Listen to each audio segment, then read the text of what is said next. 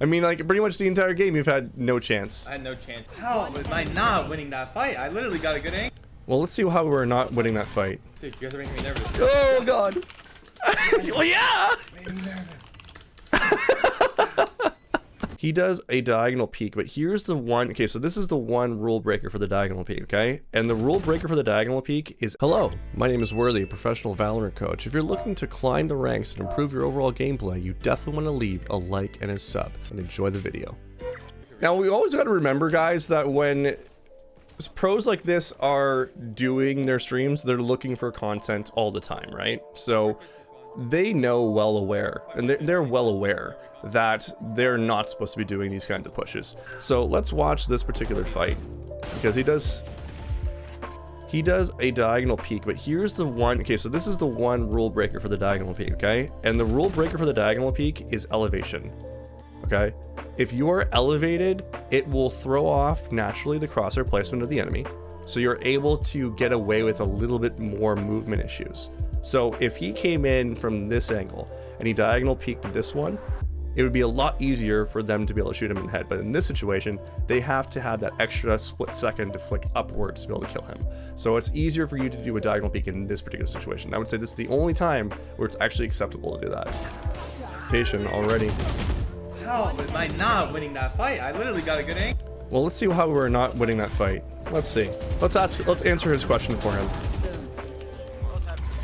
The sound effect here makes him think that he's up top. You can hear the difference in the distance. You have 4 bullets, you're feeling under pressure.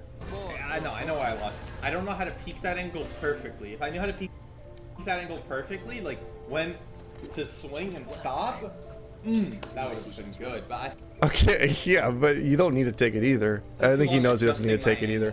I don't think he's done anything really bad, other than over-aggress himself a bunch of times. Things up eventually. Maybe just bait a little bit. He's looking in stats. That's exactly what's happening. He's feeding into the fears, guys. He's bottom fragging. He's like, oh my god, I'm playing so bad. No, he's just making bad decisions. This is like, he's looking for frags when he shouldn't be looking for frags. That's the definition of what's happening here. He's trying to force fights, and he doesn't have ideal positions when he's doing it. And this is a fear that's purely driven by stats. It really is. He goes off his second leer every single time, it seems like. Didn't want to go on that time. Dude, how do I not kill him? Well, you didn't throw a second leer. You've been religiously going off your second leer. Yeah, he's just forcing fights. He's in his head right now. He's in his head. So what my recommendation to him would be right now is every round's a brand new game. And every time he's pressing tab, he's clearly looking at his stats. This is something that you guys suffer with a lot too, which I've seen. You look at your stats, you're like, your indication of if you're playing bad or good is purely based on your stats, which is a really dangerous place to be.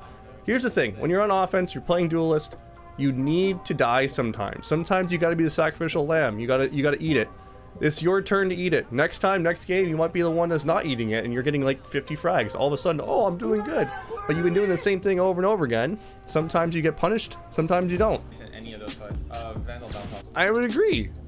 I would agree. I mean, like, pretty much the entire game you've had no chance. I had no chance. Spike down mid. Last player. Look at how he's speaking this. Look at how he's speaking this, guys. Again. How many direction keys is he holding? How many direction keys? 2.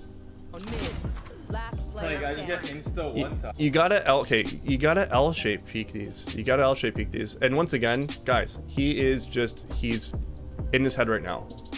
He would know how to do this without me even saying it. So he's Reyna.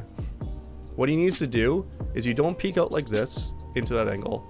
You move up and you move to the right. You move like a knight. Call it the knight protocol. So it's an L shape, literally an L shape. So if you're playing in chess, the knight only moves in L's, right? Same idea. Anytime you're peeking a tight crevice like this, it needs to be done in L shapes. So for example, if you're gonna peek this angle right here, you could go up to here and then go like this, that would be an L shape, but you never want to go into a diagonal like this, like he was doing before. The difference with that one peak that we talked about is he was up on an elevation, which allowed for that brief second for them to have to flick up to find the headshot.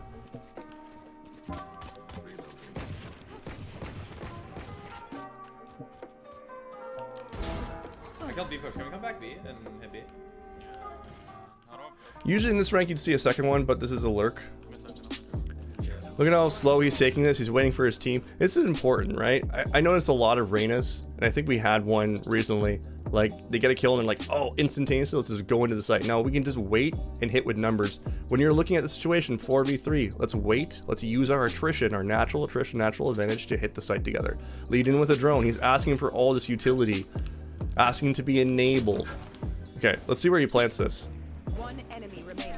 Notice where he's planting, okay? Obviously, this is an easier one to do. There's less pressure, but here's the thing. You killed 2 on site, which he did kill 2 on site. He checked for back lane control, guys. We talk about rules of planting all the time. He has the back lane control. So what's he gonna do naturally? Plant as open as he possibly can, so it's as accessible as possible. Okay, so 4v4 situation, we're at 1 minute 15 seconds. We just got 1 killed. What happens when you kill that person? They're gonna immediately call out that there's someone cat, right? So naturally, the team is going to start rotating and shifting around the map, okay? They have to now play in a 4v4 situation, so everyone has to shift around a little bit. You'll see people pulling back away from A main, for example. They'll play in Dice or they'll play in Hell. You'll see people shifting from mid over to Catwalk, which is what's going to happen. And you'll see the B players, if there's 2 here, shifting at least 1 over towards mid. So now you're looking at a situation where it is 1, 1, 1, and 1, typically in a ranked environment, okay? So naturally, there's a timing in everyone's head as to when you think people are going to start moving into you or move into that position, okay? He's only got a fraction of a second and he's in the middle of 2 decisions. Do I pop this and run the risk of someone coming in through here? And I've only got a few more seconds before someone can come to my left. So he thought for his timing that he might catch someone doing this as opposed to running up to this direction.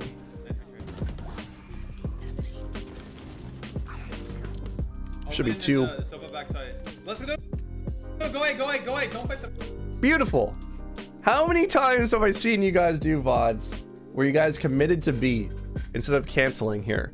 This is exactly what you should be doing. There's 2 on B. Why the fuck are we here? Let's get the hell out. You can't. And Omen decides to throw. Now he has no choice. Go away. There we go. Go away. Beautiful.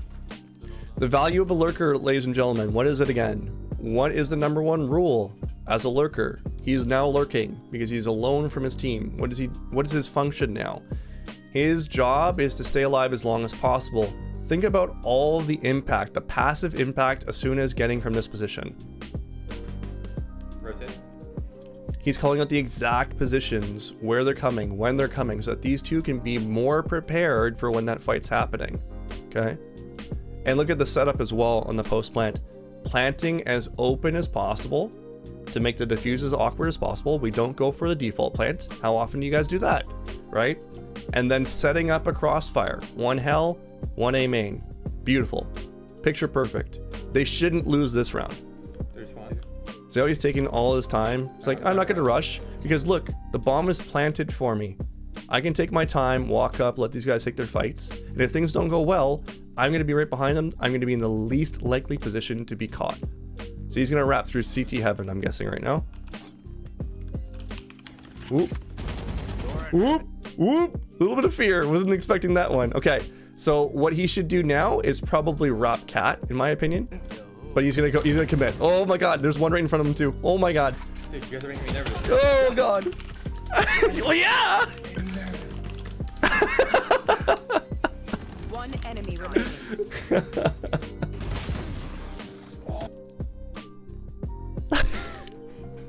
I'm a little confused as to why ASUNA was even trying to look for anything right there when he knew. Once again, it's the same issues, right? He's going for content. Let's give him a break. He's going for content, right? He knows there's one here. He knows there's one behind him. So why not just tuck Giraffe? Just tuck Giraffe and just chill. Just let them come to you. It's starting to be more clear to me, chat, why I have so many people not understanding how to play numbers. And I talked about this before on my TikToks, right? a lot of people watch pro play and they're like, or pro streamers, and then they replicate exactly what they're doing, and they don't take in the fact that there's no way that ASUNA would play like this in seriousness.